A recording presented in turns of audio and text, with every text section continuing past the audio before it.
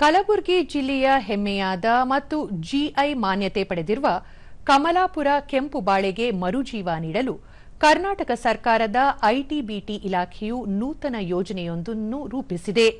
ಇತ್ತೀಚಿನ ವರ್ಷದಲ್ಲಿ ಕುಸಿಯುತ್ತಿರುವ ಕೆಂಪು ಬಾಳೆ ಬೆಳೆಯ ಪ್ರದೇಶವನ್ನು ವಿಸ್ತರಿಸುವುದು ಮತ್ತು ರೈತರಿಗೆ ತಾಂತ್ರಿಕ ನೆರವು ನೀಡುವುದು ಈ ಯೋಜನೆಯ ಮುಖ್ಯ ಉದ್ದೇಶವಾಗಿದೆ.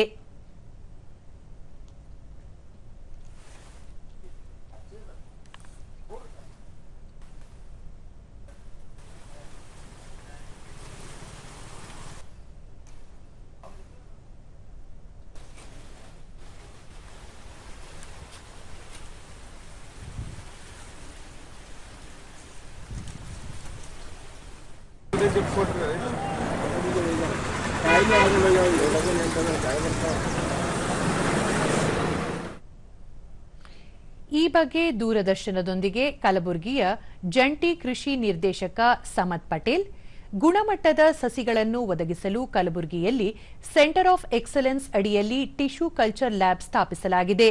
ಕೆಂಪು ಬಾಳೆಯಲ್ಲಿನ ಔಷಧೀಯ ಗುಣಗಳನ್ನು ಪತ್ತೆ ಹಚ್ಚಿ ಉಪ ಉತ್ಪನ್ನಗಳನ್ನು ತಯಾರಿಸುವ ಕಾರ್ಯಕ್ಕೂ ಆದ್ಯತೆ ನೀಡಲಾಗಿದೆ ಎಂದರು.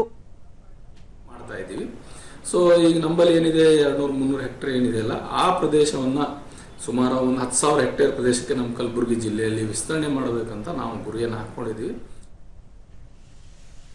ಕೃಷಿ ಅಧಿಕಾರಿ ಕೇಶವ್ ಸಿಂಗ್ ಹಜಾರೆ, ಕೆಂಪು ಬಾಳೆ ಬೆಳೆಗಾರರಿಗೆ ಸರ್ಕಾರದ ಬೆಂಬಲ ಹಾಗೂ ರಾಜ್ಯ, ರಾಷ್ಟ್ರ ಹಾಗೂ ಅಂತಾರಾಷ್ಟ್ರೀಯ ಮಟ್ಟದಲ್ಲಿ ಮಾರುಕಟ್ಟೆ ಒದಗಿಸಬೇಕು ಎಂದು ಮನವಿ ಮಾಡಿದರು.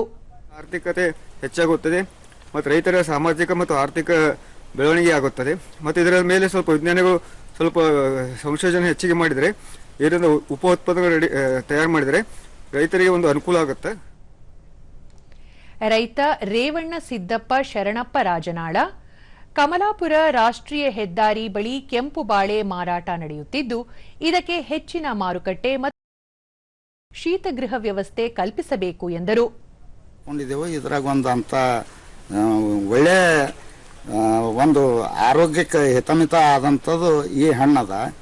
ಇದಕ್ಕೆ ನಾವು ಒಳ್ಳೆಯದಕ್ಕೆ ಏನಲ್ಲ ಸುಮ್ಮನೆ ದೂರ ಸರಿಸಿ ಬಿಡ್ಕತ್ತೀವಿ, ಅನುಭವ ಹತ್ತಲಾಗ್ಯದ. ಎಲ್ಲರೂ ಬೆಳೀಲಿ, ಎಲ್ಲರಿಗೂ ಇದು ಕಾಯಿ ಮುಟ್ಟಲಿ ಅನ್ನೋಂಥದ್ದು ನಂದೊಂದು ಗುರಿ ಇಟ್ಕೊಂಡಿನಿ. ಮತ್ತೋರ್ವ ರೈತ ಅಶೋಕ ಸೂಗುರು, ಕೆಂಪು ಬಾಳೆ ಕಮಲಾಪುರಕ್ಕೆ ಕಿರೀಟವಿದ್ದಂತೆ, ಆದರೂ ಕೂಡ ರೈತರು ಆತಂಕ ಪಡುವಂತಾಗಿದೆ. ಹೀಗಾಗಿ ಸರ್ಕಾರ ರೈತರ ನೆರವಿಗೆ ಧಾವಿಸಬೇಕೆಂದು ಮನವಿ ಮಾಡಿದರು.